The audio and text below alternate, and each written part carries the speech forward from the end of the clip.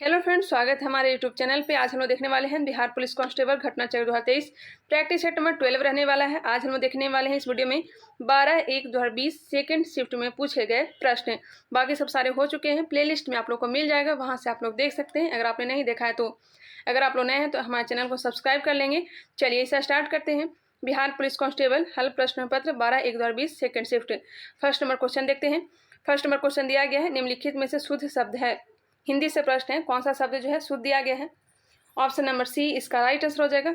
दूरवस्था जो है शुद्ध दिया गया है, बाकी सब गलत दिए गए हैं। दूरवस्था शुद्ध शब्द है। अन्य विकल्प में अनिष्ट का शुद्ध रूप अनिष्ट होता है, तदुपरांत का शुद्ध रूप तदुपरांत होता है तथा निरीक्षण का शुद्ध रूप निरीक्षण होता है। देख लीजिएगा, हिंदी दिया गया है। चलिए आगे बढ़ते हैं। नेक्स्ट है इंग्लिश से। इंग्लिश को देख लीजिए किस टॉपिक से क्वेश्चन पूछा जाता है।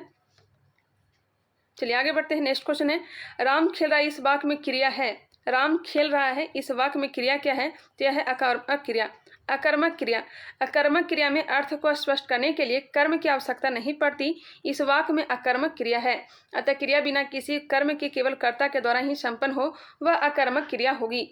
नेक्स्ट है इंग्लिश से ही, देख सकते हैं आप लोग। चलिए आगे बढ़ते हैं। नेक्स्ट क्वेश्चन देखते हैं। इंग्लिश को आप लोग खुद से देखने का प्रयास करें। नेक्स्ट है इंग्लिश है सिनोनिम्स दिया गया। Choose the correct synonyms. से का हो जाएगा COY। Option number C. दलित साहित्य में जूठन आत्मकथा के लेखक कौन हैं। जूठन आत्मकथा के लेखक कौन हैं। ते हैं ओम प्रकाश वाल्मीकि। जूठन आत्मकथा के लेखक कौन हैं। ते हैं ओम प्रकाश वाल्मीकि हैं। नेक्स्ट है जूठन आत्मकथा के लेखक ओम प्रकाश वाल्मीकि है। इनकी अन्य प्रसिद्ध कृतियाँ क्या क्या दिया गया है। तो सदियों का संताप, शब्द झूठ नहीं बोलते, सलाम, दलित साहित्य का सौंदर्य शास्त्र, सफाई देवता, दो चेहरे आदि। क्या क्या है ओम प्रकाश वाल्मीकि का। तो सदियों का संताप, शब्द झूठ नहीं बोलते, सलाम, दलित साहित्य का सौंदर्य शास्त्र, सफाई देवता, दो चेहरे आदि। नेक्स्ट क्वेश्चन है इंग्लिश से, आप लोग देखना चाहें तो देख सकते हैं। Choose the correct option for negative to assertive transformation for the sentence given below. There happens to be no smoke without fire. इसका राइट आंसर दिया गया ऑप्शन नंबर डी। देखना चाहे तो देख सकते हैं। चलिए आगे बढ़ते हैं। नेक्स्ट है ट्रांसलेशन दिया गया। Translate the following sentence into Hindi. He used to examine every document of the passengers. Option number D, वह यात्रियों के प्रत्येक दस्तावेज की जांच करता है। नेक्स्ट है निम्नलिखित में से कौन सुभद्रा कुमारी चौहान द्वारा लिखित कविता है। सुभद्रा कुमारी चौहान द्वारा लिखित कविता कौन सा है। क्या हो जाएगा। खूब लड़ी मर्दानी वह तो झांसी वाली रानी थी। झांसी की रानी किसने लिखा था। सुभद्रा कुमारी चौहान ने। सुभद्रा कुमारी चौहान की और भी अन्य रचनाएं दिए गए हैं। बिखरे मोती, उन्मादिनी, मुकुल, त्रिधारा आदि। बिखरे मोती, उन्मादिनी, मुकुल और त्रिधारा आदि। आगे की रचना अरे आयावर रहेगा याद किस विधा से संबंधित है। आगे की रचना अरे आयावर रहेगा याद किस विधा से संबंधित है। तो है यात्रा वृत्तांत से। यात्रा वृत्तांत से। अरे यार रहेगा याद सच्चिदानंद हीरानंद वातासेन आगे द्वारा रचित यात्रा वृत्तांत है। इनकी रचना एक बूंद सहसा उछली भी एक प्रसिद्ध यात्रा वृत्तांत है। एक बूंद सहसा उछली भी किसका है। तो आगे का ही है। चलिए आगे बढ़ते हैं। इत्यादि का सही संधि विच्छेद क्या है। तो इति जोड़ आदि, इति प्लस आदि इत्यादि हो जाएगा। यह यन स्वर संधि है। इस संधि के अनुसार यदि ई उ और री के बाद कोई भिन्न स्वर आए तो ई का या उ का व और री का र हो जाता है। देख सकते हैं आप लोग। चलिए आगे बढ़ते हैं। वैद्यनाथ मिश्र किस कवि का मूल नाम है। वैद्यनाथ मिश्र किस कवि का मूल नाम है। तो यह है नागार्जुन का। नागार्जुन का। नागार्जुन का मूल नाम वैद्यनाथ मिश्र है। नागार्जुन की प्रसिद्ध कृतियां हैं युगधारा, सतरंगे पंखों वाली, भस्मांकुर, भूमिजा, रतिनाथ की चाची, बलचनमा, नई पौध, बाबा बटेश्वर नाथ, वरुण के बेटे, उग्रतारा आदि। नेक्स्ट क्वेश्चन है इंग्लिश से ही है, देखना चाहे तो देख सकते हैं। इसके बारे में दिया गया ऑप्शन नंबर डी इसका राइट आंसर हो जाएगा। नेक्स्ट है भागीरथ प्रयास मुहावरे के लिए उचित चयन कीजिए। भागीरथ प्रयास मुहावरे के लिए उचित चयन कीजिए। क्या हो जाएगा। असाधारण प्रयास। असाधारण प्रयास। इस गन्ने में मिठास नहीं इस वाक्य में भाववाचक संज्ञा है। इस गन्ने में मिठास नहीं है इस वाक्य में भाववाचक संज्ञा क्या है। तो मिठास हो जाएगा। मिठास। बुढ़ापा, नम्रता, मिठास ये सब भाववाचक संज्ञा होते हैं। नेक्स्ट है इंग्लिश से है।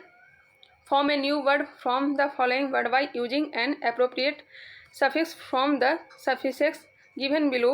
Manage, option number D ment होगा। मेंट मतलब जोड़ने का होता है। नेक्स्ट है इंग्लिश नहीं है, चलिए आगे बढ़ते हैं। इंग्लिश से भी काफ़ी क्वेश्चन पूछे जाते हैं, जैसा कि आप लोग देख भी सकते हैं। निम्नलिखित में से कौन सी रचना घनानंद की नहीं है? कौन सी रचना घनानंद की नहीं है? तो रस पीयूष निधि जो है यह घनानंद की रचना नहीं है, जबकि सुजान हित, वियोग बेली, इसक लता यह सब घनानंद की रचना है। नेक्स्ट क्वेश्चन है, रस पीयूष निधि जो है यह इसके लेखक जो है सोमनाथ है। कौन है? सोमनाथ है। सुजन हित, वियोग बेली, इसक लता घनानंद की रचनाएं हैं। घनानंद रीतिकाल के प्रसिद्ध कवि थे। निम्न में से कौन सा कथन हरित क्रांति के बारे में सही नहीं है? हरित क्रांति के बारे में कौन सा कथन है जो सही नहीं दिया गया है? तो इसका प्रारंभ 1966 के खरीफ ऋतु में हुआ। इसका प्रारंभ अधिक उपज देने वाले बीजों के उपयोग से हुआ। प्रारंभ में इसका लाभ पंजाब, हरियाणा और पश्चिमी उत्तर प्रदेश को मिला। यह सब सही दिया गया है। यह केवल चावल के उत्पादन में सफल हुई, यह गलत दिया गया है। ऑप्शन नंबर डी इसका राइट आंसर हो जाएगा।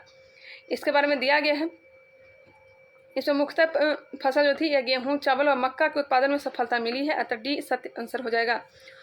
उपसौर की स्थिति बनती है। उपसौर और अपसौर जानते ही होंगे। उपसौर कब होती है? जब सूर्य जो है, जब सूर्य के नज़दीक में कौन आता है? तो पृथ्वी आ जाता है, तो उसे उपसौर कहते हैं। जब सूर्य से पृथ्वी दूर चली जाती है उसे अपसौर कहते हैं। और अपसौर की घटना कब होती है? तो 4 जुलाई की होती है। सूर्य और पृथ्वी को मिलाने वाली रेखा को क्या कहते हैं? एपिसाइड लाइन कहते हैं। नेक्स्ट है, किस अर्थशास्त्री के अनुसार अर्थशास्त्र मनुष्य के भौतिक कल्याण का अध्ययन है?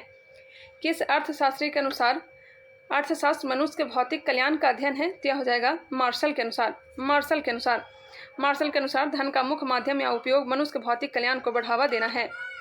नेक्स्ट है, प्रथम विश्व युद्ध का तात्कालिक कारण क्या था? प्रथम विश्व युद्ध का तात्कालिक कारण क्या था? तो यह जगह फर्डिनेंड की सराजेवो में हत्या। फर्डिनेंड की सराजेवो में हत्या कर दी गई थी।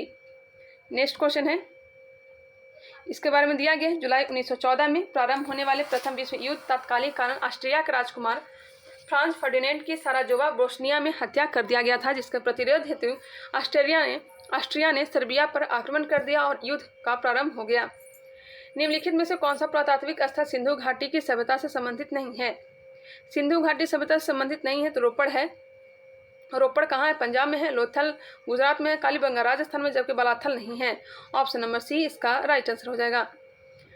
सिंधु घाटी की सभ्यता भारत की प्रथम नगरीय सभ्यता थी। यह स्वतः भारत, पाकिस्तान, अफगानिस्तान तक विस्तृत थी। रोपड़, लोथल, कालीबंगा आदि सिंधु सभ्यता के पुरास्थल है, लेकिन बालाथल सिंधु सभ्यता का स्थल नहीं है। निम्नलिखित में से भारत का कौन सा राज्य कर्क रेखा के उत्तर में स्थित है? बिल्कुल भी आप लोग का टाइम वेस्ट नहीं करना है। कौन सा राज्य है कर्क रेखा के उत्तर में स्थित है? कर्क रेखा के उत्तर में स्थित है, बताइएगा।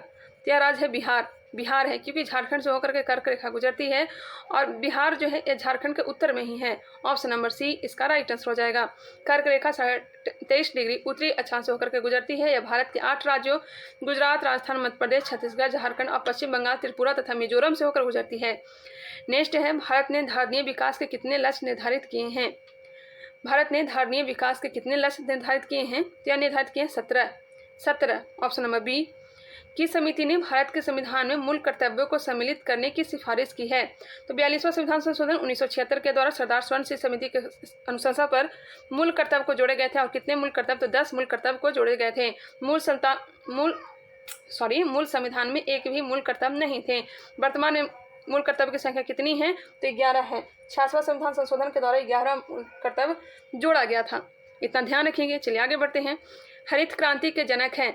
हरित क्रांति के जनक हो जाएंगे नॉर्मन बोरलॉग। नॉर्मन बोरलॉग हो जाएंगे। हरित क्रांति के जनक नॉर्मन बोरलॉग होंगे।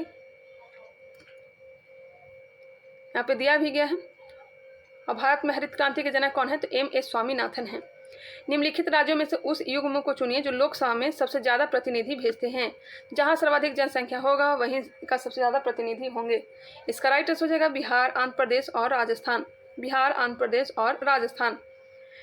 बिहार से कितने जाते हैं प्रतिनिधि, बताइएगा। लोकसभा में सबसे अधिक 80 प्रतिनिधि यूपी से आते हैं। और बिहार से कितने होते हैं? तो 40 होते हैं। और राज्यसभा में से 16 होते हैं। राज्यसभा में बिहार के 16 होते हैं। शिकागो में 1893 में विश्व धर्म संसद में किसने भाग लिया था? 1893 में विश्व धर्म संसद शिकागो में भाग लिया था स्वामी विवेकानंद। और 1897 ईस्वी में इन्होंने रामकृष्ण मिशन की स्थापना की थी। चलिए आगे बढ़ते हैं। निम्नलिखित में से किसे भारत का नेपोलियन कहा जाता है? भारत का नेपोलियन कहा जाता है समुद्रगुप्त को। भारत का नेपोलियन समुद्रगुप्त को कहा जाता है। चंद्रगुप्त प्रथम के बेटा थे और इन्हें अपने आप को क्या कहा था? तो लिच्छवी दौहित्र कहा था। लिच्छवी दौहित्र कहा था। कविराज आदि नामों से भी जाना जाता है। नेक्स्ट क्वेश्चन है, निम्न में से किसका संबंध राज उत्पत्ति के सामाजिक समझौता सिद्धांत से नहीं है? किसका संबंध राज उत्पत्ति के सामाजिक समझौता सिद्धांत से नहीं है? तो इसका संबंध नहीं है, तो मिल का नहीं है। मिल का नहीं है, जबकि लॉक, रूसो, हॉब्स का है। जॉन स्टुअर्ट मिल का संबंध राज उत्पत्ति के सामाजिक समझौता सिद्धांत से नहीं है। स्टुअर्ट मिल ब्रिटिश दार्शनिक थे जिनका संबंध नीति शास्त्र के उपयोगितावादी विचारधारा से था। पीपुल्स वार ग्रुप संबंधित है। पीपुल्स वार ग्रुप संबंधित है, तो हो जाएगा नक्सलवाद से। नक्सलवाद से। इस ग्रुप की स्थापना 1980 में आंध्र प्रदेश में की गई थी। पीपुल्स वार ग्रुप की स्थापना कहाँ की गई थी? तो आंध्र प्रदेश में की गई थी 1980 में। नेक्स्ट है, निम्नलिखित में से कौन सी समिति चुनाव सुधारों से संबंधित नहीं है? कौन सी समिति जो है चुनाव सुधारों से संबंधित नहीं है? बताइएगा इसका राइट आंसर क्या हो जाएगा। ऑप्शन देख लेते हैं।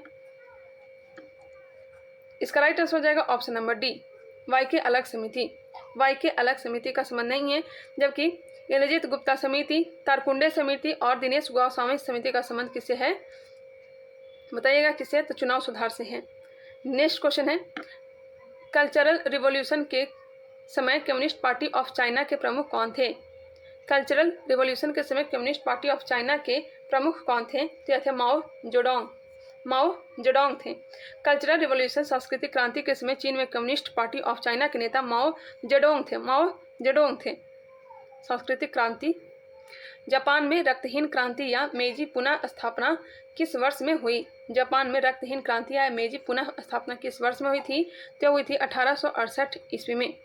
1868 ईस्वी में जापान में रक्तहीन क्रांति या मेजी पुनः स्थापना 1868 में हुआ। इस प्रकार 1868 में जापान में शोगुन साम्राज्य का अंत हो गया और मेजी पुनः स्थापना हुई थी। भारतीय संविधान की कौन सी अनुसूची राज्यसभा में राज्यों और संघ राज्यों के क्षेत्र के स्थान आवंटन से संबंधित है? भारतीय संविधान की कौन सी अनुसूची राज्यसभा में राज्यों और संघ राज्य क्षेत्र के स्थान आवंटन से संबंधित है? क्या हो जाएगा? चौथी अनुसूची। चौथी अनुसूची। पहली अनुसूची में क्या है? तो संघ राज्य क्षेत्र का नाम है। 2 में क्या है? तो वेतन है। 3 में क्या है? शपथ है। 4 में क्या है? राज्यसभा का सीट है। 5 में क्या है? तो SC/ST के बारे में वर्णन है। 6 में क्या है? तो पूर्वोत्तर के 4 राज्यों के बारे में वर्णन किया गया है। पूर्वोत्तर के 4 राज्य असम, मेघालय, त्रिपुरा, मिजोरम। 7 में है सूची। 8 में है भाषा। 9 में क्या है? भूमि सुधार। 10 में है दल बदल। 11 में है पंचायती राज और 12 में क्या है? नगर निगम, नगर पालिका। ध्यान रखेंगे। चलिए आगे बढ़ते हैं। 12 अनुसूचियां हैं। संयुक्त राष्ट्र संघ कब अस्तित्व में आया? संयुक्त राष्ट्र संघ कब अस्तित्व में आया था? तो 24 अक्टूबर 1945 को। 24 अक्टूबर 1945 को संयुक्त राष्ट्र संघ का गठन किया गया। वर्तमान में कुल सदस्य कितने हैं? तो 193 इसके देश हैं। सम्राट जेम्स प्रथम का राजदूत सर टॉमस रो किस मुगल शासक के दरबार में आया? टॉमस रो की बात हो रही है। यह 1615 ईस्वी में आया था। और कब आया था? 1615 में जहांगीर के समय। हॉकिंस आया था 1608 में। ब्रिटेन सम्राट के राजदूत के रूप में कैप्टन हॉकिंस और सर टॉमस रो मुगल बादशाह जहांगीर के दरबार में आए। सर टॉमस रो जहांगीर से अजमेर दरबार में मिला था। नेक्स्ट, निम्न में से कौन सा ग्रंथ वैदिक साहित्य का हिस्सा नहीं है? कौन सा ग्रंथ वैदिक साहित्य का हिस्सा नहीं है? तो यह हो जाएगा वेदांग। वेदांग नहीं है, जबकि ब्राह्मण, उपनिषद, आरण्य के सब वैदिक साहित्य का हिस्सा है। संप्रभुता के बहुलवादी सिद्धांत के प्रवर्तकों को पहचानिए। संप्रभुता के बहुलवादी सिद्धांत के प्रवर्तकों को पहचानिए। तो हो जाएगा लॉस्की और बार्कर। लॉस्की और बार्कर का नाम मुख्य है। बहुलवादी सिद्धांत के अनुसार संप्रभुता केवल राज्य तक सीमित न होकर विभिन्न संगठनों व संघों में बटी होती है। निम्नलिखित देशों में से किसके साथ भारत की सबसे लंबी स्थल सीमा है? सर्वाधिक लंबी सीमा होता है बांग्लादेश और सबसे कम होता है अफगानिस्तान के साथ। भारत की स्थलीय सीमा विश्व के कुल 7 देशों के साथ अंतर्राष्ट्रीय सीमा बनाती है, जिसमें से सबसे लंबी स्थानीय सीमा बांग्लादेश के साथ लगती है। बांग्लादेश, नेपाल, भूटान, चीन, ये सब के साथ हमारे देश की सीमा लगती है। पाकिस्तान, अफगानिस्तान। 14वें वित्त आयोग के द्वारा राजकोषीय घाटे की सीमा सकल राज्य घरेलू उत्पाद के प्रतिशत के रूप में कितनी निर्धारित की गई? इसका राइट आंसर दिया गया है ऑप्शन नंबर डी, उस समय का दिया गया था। निम्नलिखित में से कौन सा युग्म सही नहीं है? घास क्षेत्र दिए गए और महाद्वीप दिए गए हैं। प्यारी घास का मैदान कहाँ है? तो यह हो जाएगा उत्तरी अमेरिका। उत्तरी अमेरिका। और पंपास दक्षिण अमेरिका। पंपास घास का मैदान अर्जेंटीना में है। स्टेपिज कहाँ है बताइएगा? वेल्स घास का मैदान जो है यह दक्षिण अफ्रीका में है। स्टेपिज घास का मैदान कहाँ है बताइएगा? चलिए यहाँ पे दिया गया है, देख लेते हैं। स्टेपिज घास के मैदान यूरेशिया में है, यूरोप और मध्य एशिया में स्थित है। विश्व में विभिन्न स्थानों पर पाए जाने वाले घास के मैदानों में वेल्ड नामक घास का मैदान दक्षिण अफ्रीका में है। ऑस्ट्रेलिया में है डाउन्स। स्टेपिज घास का मैदान कहाँ है? यह पूर्वी यूरोप और मध्य एशिया में पाया जाता है। नेक्स्ट, भारतीय संविधान में प्रस्तावना को किस संविधान से लिया गया है? प्रस्तावना लिया गया है अमेरिका से। और प्रस्तावना की भाषा कहाँ से लिया गया है? तो प्रस्तावना की भाषा लिया गया है मेरे ख्याल से ऑस्ट्रेलिया से लिया गया है। भारतीय संविधान में बहुत से उपबंधों व प्रावधानों को अन्य देश के संविधान से लिया गया, इसलिए भारतीय संविधान को उधार का थैला कहा जाता है। भारतीय संविधान में प्रस्तावना के यूएसए के संविधान से लिया गया है। बिहार विधानसभा के सत्र की बैठक हेतु गणपूर्ति क्या है? बिहार विधानसभा के सत्र की बैठक हेतु गणपूर्ति क्या है? क्या हो जाएगा? कुल सदस्य संख्या का 10वां भाग अथवा 10 सदस्य इसमें से जो भी अधिक हो। कुल सदस्य संख्या का 10वां भाग अथवा 10 सदस्य इसमें से जो भी अधिक हो। नेक्स्ट है, जनगणना 2011 के अनुसार बिहार की कुल जनसंख्या क्या है? तो 10 करोड़ 40,99,452। 10,40,99,452। 10,40,99,452 इस तरह से याद रखेंगे। 10,40,99,452। 1857 की क्रांति के समय भारत का गवर्नर जनरल कौन था? 1857 के क्रांति के समय गवर्नर जनरल लॉर्ड कैनिंग था। लॉर्ड डलहौजी 1856 में जब कुशासन के आरोप में अवध को हड़पा गया था, उस समय विलियम बेंटिक के द्वारा ही सती प्रथा को अंत किया गया था 1829 में। नेक्स्ट है, महाराष्ट्र में पश्चिमी घाट किस नाम से जाना जाता है? महाराष्ट्र में पश्चिमी घाट किस नाम से जाना जाता है? तो इसे जानते हैं सह्याद्री के नाम से। मालाबार के नाम से जाना जाता है, मालाबार तट के नाम से जाना जाता है केरल को। नेक्स्ट है, किस भारतीय पंचवर्षीय योजना का उद्देश्य था तीव्र, अधिक समावेशी और सतत वृद्धि? किस भारतीय पंचवर्षीय योजना का उद्देश्य था तीव्र, अधिक समावेशी और सतत वृद्धि? यह हो जाएगा 12वां पंचवर्षीय योजना। 12वीं पंचवर्षीय योजना। इसका समय काल 2012 से लेकर 17 तक था। रूस के संविधान से लिया गया है। बिहार के पिछड़ेपन का सबसे मुख्य कारण क्या है? बिहार के पिछड़ेपन का सबसे मुख्य कारण है पूंजी निर्माण का निम्न दर। वह द्वीप जिस पर चार्ल्स डार्विन ने फिजिक्स पर जैव विकास के संदर्भ में अध्ययन किया था, क्या हो जाएगा? गैलपैगोस। वह द्वीप जिस पर चार्ल्स डार्विन ने फिजिक्स पर जैव विकास के संदर्भ में अध्ययन किया था, यह हो जाएगा गैलपैगोस हो जाएगा। नेक्स्ट क्वेश्चन है, निम्नलिखित क्षेत्रों में से किसमें बुशमैन पाए जाते हैं? बुशमैन जनजाति कालाहारी बोत्सवाना में पाए जाते हैं। ऑप्शन नंबर बी, बुशमैन जनजाति भी होते हैं। थार मरुस्थल कहाँ पाया जाता है? थार भारत और पाकिस्तान में इसे किस नाम से जाना जाता है? तो चोलिस्तान के नाम से जाना जाता है। गोबी मरुस्थल कहाँ है? मंगोलिया। सहारा कहाँ है? तो यह अफ्रीका में है। न्यायमूर्ति पुंछी आयोग किससे संबंधित है? पुंछी आयोग का संबंध हो जाएगा केंद्र राज्य संबंध से। सरकारी आयोग राजमन्नार आयोग का भी संबंध किससे है? तो केंद्र राज्य संबंध से है। भारत में भुगतान संतुलन के चालू खाते में रुपये की पूर्ण परिवर्तनशीलता कब हुई थी? भारत में भुगतान संतुलन के चालू खाते में रुपये की पूर्ण परिवर्तनशीलता कब हुई थी? तो हुई थी 19 अगस्त 1994 को। नागरिकता संबंधी उपबंध संविधान के किस भाग में है? नागरिकता संबंधी भाग 2 में है। 5 से लेकर के 11 तक चर्चा मिलता है। ब्रिटेन के संविधान से लिया गया है। भाग 1 में क्या है बताइएगा? भाग 1 में क्या है? संघों की चर्चा की गई है, राज्यों की चर्चा की गई है। भारत क्या है? एक यूनियन है। भारत क्या है? राज्यों का संघ है। भाग 3 में क्या है? तो मौलिक अधिकार है। भाग 4 में क्या है? तो नीति निर्देशक तत्व है। 4 के क्या में क्या है? तो मौलिक कर्तव्य दिए गए। 5 में क्या है? संघ के बारे में चर्चा की गई है। चलिए आगे बढ़ते हैं। भारत में एकल नागरिकता का प्रावधान है। प्रसिद्ध भारत छोड़ो आंदोलन का प्रारंभ किया गया था। यह प्रारंभ हुआ था 8 अगस्त 1942 को। कहाँ से? तो बंबई के ग्वालियर टैंक मैदान के अखिल भारतीय कांग्रेस कमेटी की वार्षिक बैठक में भारत छोड़ो प्रस्ताव पारित किया गया। इस बैठक के अध्यक्ष कौन थे? तो अबुल कलाम आजाद थे, क्योंकि 1940 से लेकर 1946 तक 6 वर्ष तक लगातार अबुल कलाम आजाद कांग्रेस के अध्यक्ष रहे थे और सर्वाधिक रहे थे। विश्व खुशहाली दिवस 20 मार्च को। विश्व खुशहाली दिवस 20 मार्च। दक्षिण अमेरिका की सबसे लंबी नदी का नाम बताना है। क्या हो जाएगा? दक्षिण अमेरिका की सबसे लंबी नदी अमेजन नदी। और सबसे बड़ी नदी भी कौन सी है? तो अमेजन नदी है। और सबसे लंबी नदी कौन सी है? तो सबसे लंबी हो जाएगा नील नदी। शक्ति गुणांक का मान होता है 0 से 1 के बीच। प्रत्यावर्ती धारा में परिपथ द्वारा लिए गए वास्तविक शक्ति और आभासी शक्ति के अनुपात को शक्ति गुणांक कहते हैं। इसका मान सदैव 1 से कम होता है। अतः प्रश्नगत विकल्प के अनुसार शक्ति गुणांक का मान 0 से 1 के बीच होता है। मैं थोड़ा जल्दी करवा रही हूँ इसलिए क्योंकि बहुत ज़्यादा ही गर्मी लग रही है। फ़ैन भी ऑफ कर रखी हूँ क्योंकि ये फ़ैन चलता है तो आप लोग को ही प्रॉब्लम होता है, और गर्मी से बिल्कुल समझिए कि पसीना से नहा ली हूँ। निम्नलिखित कणों में से किसका द्रव्यमान सबसे अधिक है? निम्नलिखित कणों में किसका द्रव्यमान सबसे अधिक है? तो सबसे अधिक हो जाएगा अल्फा कण का। अल्फा कण का। कैलेमाइन एक खनिज है जिसमें होता है, कैलेमाइन एक खनिज है जिसमें होता है, तो यह होता है ZnCO3। ZnCO3 इसका उपयोग त्वचा संबंधी रोगों के उपचार में किया जाता है। लेकिन मैं फुली डिटेल आपको करवा दे रही हूँ, ऐसा नहीं है कि मुझे गर्मी लग रही है तो मैं छोड़ के चल रही हूँ, मैं सारा का सारा डिस्कशन भी करवा दे रही हूँ। पुष्प के किस भाग से केसर उत्पन्न होते हैं? केसर जो होते हैं करीबा मिट्टी में उत्पन्न होते हैं और यह जम्मू कश्मीर में होती है। वर्तिकाग्र और वर्तिका, ऑप्शन नंबर बी। और ईरान में सर्वाधिक केसर पाए जाते हैं। केसर पुष्प के वर्तिकाग्र और वर्तिका से प्राप्त होता है, स्टिग्मा और अस्टाइल से। अमोनियम आयन है, अमोनियम आयन है, यह हो जाएगा एक संयुग्मी अम्ल, एक संयुग्मी अम्ल, ऑप्शन नंबर ए इसका राइट आंसर दिया गया है। यह बहुपरमाणुक ध्यानायन होता है, यह बहुपरमाणुक धनायन होता है जिसका रासायनिक सूत्र NH4+ होता है। निम्न में से किस गैस को मार्स गैस के नाम से जाना जाता है? मार्स गैस के नाम से जाना जाता है CH4 को मीथेन को जाना जाता है, जो प्राय दलदलीय स्थानों, धान के खेत आदि स्थानों में पाया जाता है। ग्रीन हाउस प्रकृति की गैस है यह। निम्न में से कौन सा क्रम सापेक्ष साइज को गलत दिखाता है? सापेक्ष साइज को गलत दिखाता है, इसका राइट आंसर दिया गया है बी और सी, बी और सी। एक और आप लोग देख लेंगे बिहार में कैसा मौसम है, आप लोग बताएंगे। दिल्ली का तो हाल बेहाल हो रखा है। कॉटन जिन का आविष्कार किसने की? कॉटन जिन का आविष्कार किसने की?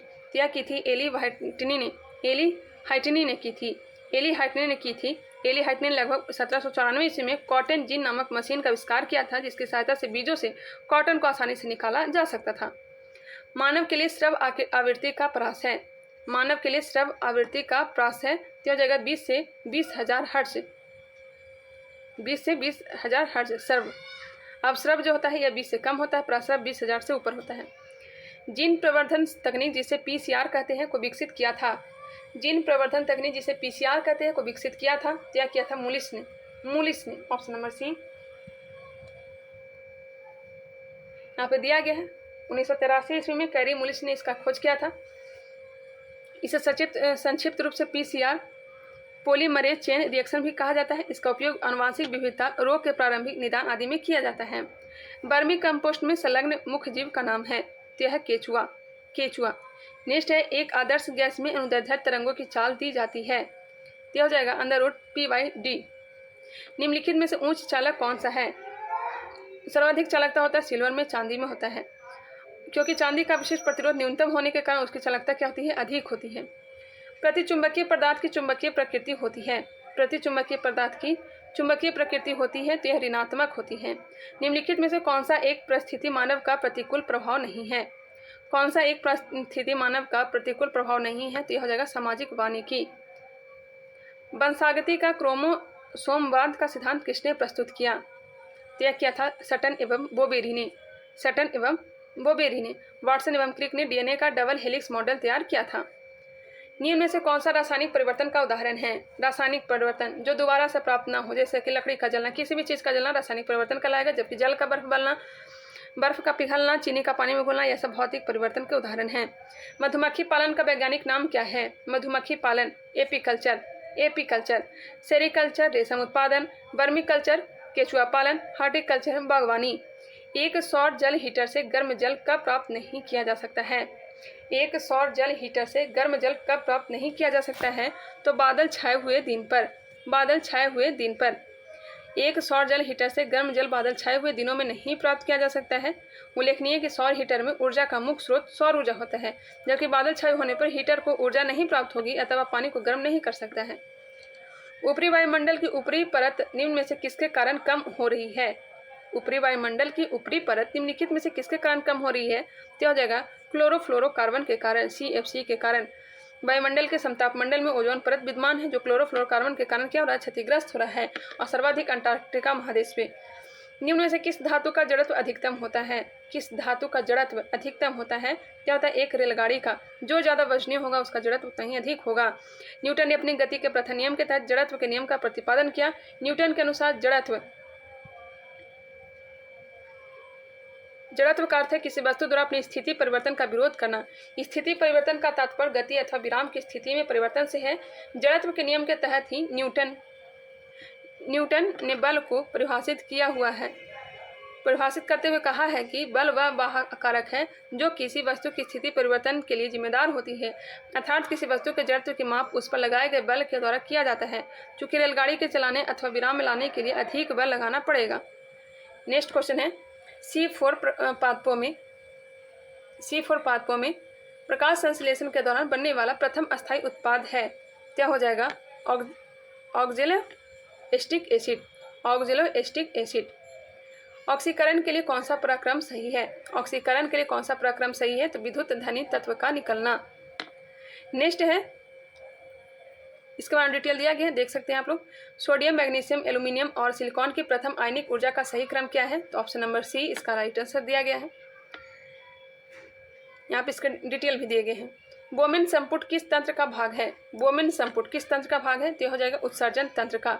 उत्सर्जन तंत्र का बोमेन संपुट विक किडनी अर्थात उत्सर्जन तंत्र का भाग है। वास्तविक वस्तु का वास्तविक प्रतिबिंब निम्न में से कौन बना सकता है? वास्तविक वस्तु का वास्तविक प्रतिबिंब निम्न में से कौन बना सकता है? तो बना सकता है ऑप्शन नंबर बी अवतल दर्पण। अवतल दर्पण। अवतल दर्पण का प्रयोग कहाँ किया जाता है? तो गाड़ी की हेडलाइट में, ENT में किया जाता है, ईयर, नोज, तीत ये सब को जांच करने में, सरसलाई दाढ़ी बनाने के दर्पण में किया जाता है। अवतल दर्पण में किसी वस्तु का प्रतिबिंब उल्टा और वास्तविक बनता है। कांच बनाने में उपयोग आने वाला मुख्य घटक है। कांच बनाने में उपयोग आने वाला घटक क्या है? तो सिलिका है। निम्नलिखित में से कौन सा पादप मलेरिया रोग की दवा का स्रोत है? कौन सा पादप मलेरिया रोग की दवा का स्रोत है? तो हो जाएगा सिनकोना। सिनकोना। मलेरिया एक प्रोटोजोआ जनित रोग है जिसके उपचार में कुनैन नामक दवा का प्रयोग किया जाता है जो सिनकोना वृक्ष की छाल से प्राप्त होता है। निम्नलिखित में से किसको दुग्ध शर्करा कहते हैं? दुग्ध शर्करा किसे कहते हैं? तो लैक्टोज को कहते हैं, लैक्टोज को। निम्नलिखित विकल्पों में से कौन सा विकल्प डी मॉर्गन लॉ का अनुसरण करता है?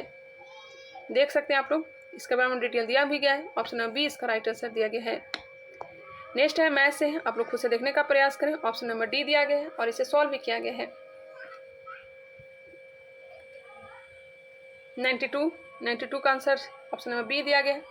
देख सकते हैं मैथ कहाँ से पूछे जाते हैं, इसको सॉल्व करना चाहें तो कर सकते हैं, इसका सॉल्यूशन देखना चाहें तो देख सकते हैं। सॉल्यूशन भी दिया गया है, वीडियो को पॉज कर लेंगे और इसे सॉल्व करने का प्रयास करना चाहें तो कर सकते हैं। 96 नंबर क्वेश्चन है।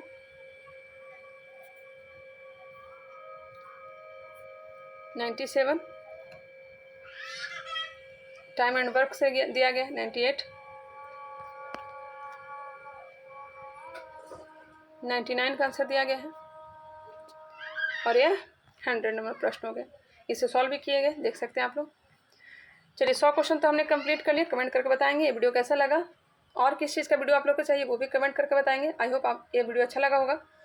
अगर आप लोग नए हैं तो आप लोग सब्सक्राइब कर लें और प्लीज़ रिक्वेस्ट है आप लोग से, मैं तो ज़्यादा जिद नहीं करती हूँ, सब्सक्राइब कर दो, फिर भी मैं एक बार फर्स्ट में और लास्ट में बोल देती हूँ। अगर आप लोग नए हैं तो हमारे चैनल को सब्सक्राइब कर लें और इसे अपने दोस्तों के साथ शेयर किया करें। चलिए मिलते हैं नेक्स्ट वीडियो के साथ, तब तक के लिए धन्यवाद।